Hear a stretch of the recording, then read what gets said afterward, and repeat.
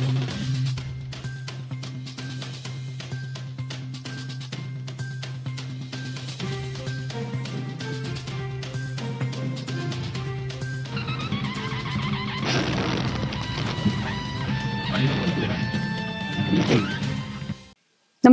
आपण पाहता Hirkani news. Hirkani news प्रत्येक क्षण ताज्या घडामोडी आणि महत्त्वाच्या प्रत्येक बातमीसाठी नेहमी तत्पर. चैतन्य तोरणे खून प्रकरण, आणखीन तिघांना अटक, 3 अल्पवयीन ताब्यात. नदी काठावरील स्वामी समर्थ घाटावर चैतन्य देवा तोरणे वय 20 याचा खून केल्याप्रकरणी गुंड लखन इसरडे सह 9 जणांवर गुन्हा दाखल झाला आहे. शहर पोलिसांनी कृष्णा उर्फ मुदक्या, पुटनाप्पा कांबळे, किरण किशोर शिंदे, दोघे राहणार संजय गांधी झोपडपट्टी, भीमनगर, सांगली आणि महेश विजय नाटेकर राहणार टिंबर एरिया परिसर, सांगली या तिघांना अटक करून 3 अल्पवयीनांना ताब्यात घेतलं.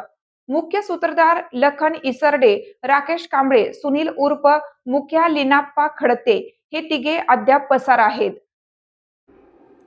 चैतन्य तोरणे हा वाडपी म्हणून काम करीत होता. गुंड लखन इसरडे हा गोकुळनगर परिसरात दमदाटी करून लूटमार करत होता.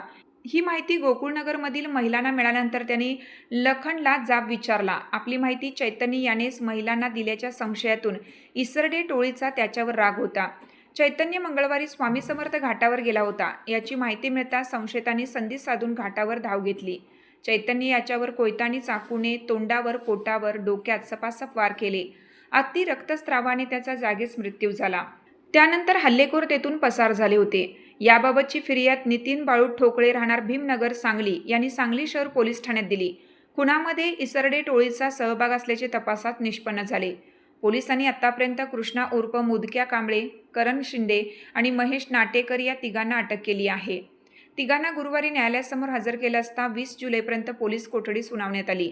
खुनामध्ये 3 अल्पवयीन युवकांचा सहभाग असल्याचे स्पष्ट झाल्यानंतर त्यांनाही ताब्यात घेण्यात आलं आहे. त्यांची निरीक्षण गृहात रवानगी करण्यात आली आहे. पसार असलेल्या लखन इसरडे, राकेश कांबळे, सुनील खडते या तिघांचा शोध सुरू असल्याचे पोलिसांनी सांगितले.